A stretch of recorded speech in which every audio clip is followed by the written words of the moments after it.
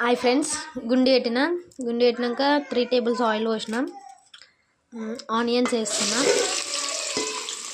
Onions వేసి కలుపుకోవాలి. Onions ఇప్పుడు బాగా ఫ్రై కావాలి. మళ్ళీ ఒకసారి కలుపుకోవాలి. మళ్ళీ ఒక 10 మినిట్స్ ఆనియన్స్ బాగా ఫ్రై చేయాలి.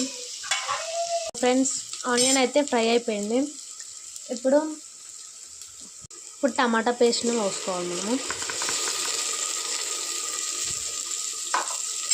టమాటా పేస్ట్ కూడా బాగా ఫ్రై కావాలి. అది ఫ్రై అయినాక ఫ్రెండ్స్, టమాటా సాస్ అయితే బాగా ఉడికిపోయింది. ఇప్పుడు పసుపు, అల్లం వెల్లిగడ్డ వేసుకున్నాము. పసుపు 2 టేబుల్స్, అల్లం ఒక పేస్ట్ వేసినాం. ఇది బాగా కలుపుకోవాలి. టేబుల్స్ కారం,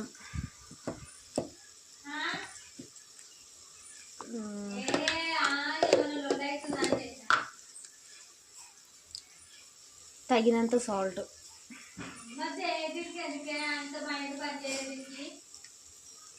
ఇప్పుడు కలుపుకోవాలి బాగా. కారం ఉడికినాక చింతపండు పోసేస్తే అయిపోతుంది. ఇప్పుడు చింతపండు పోయాలి.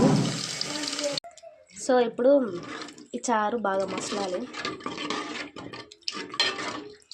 మసిలిన తర్వాత లాస్ట్కి మిక్స్ చేస్తే అయిపోతుంది. పులుసు మసిలింది కాబట్టి గుడ్స్ వేసుకోవాలి.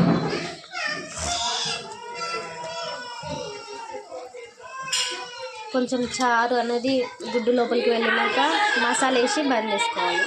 ఇప్పుడు దిల్దార్ మసాలా వేసేసుకుంటున్నాం. 1 ప్యాకెట్. అంటే మసాలా ఎక్కువ వేయద్దు అంటారు మా వాళ్ళు, ఎందుకంటే వాళ్ళకి మసాలాలు వాడేయాలి. ఒకసారి కలిపేసుకొని కొద్దిసేపు అయినాక కొత్తిమీర వేసుకొని దించేస్తే ఎగ్ పులుసు రెడీ. కొత్తగా చూసినట్టయితే మన ఛానల్ సబ్స్క్రైబ్ చేసుకొని like, share. Thank you. Bye.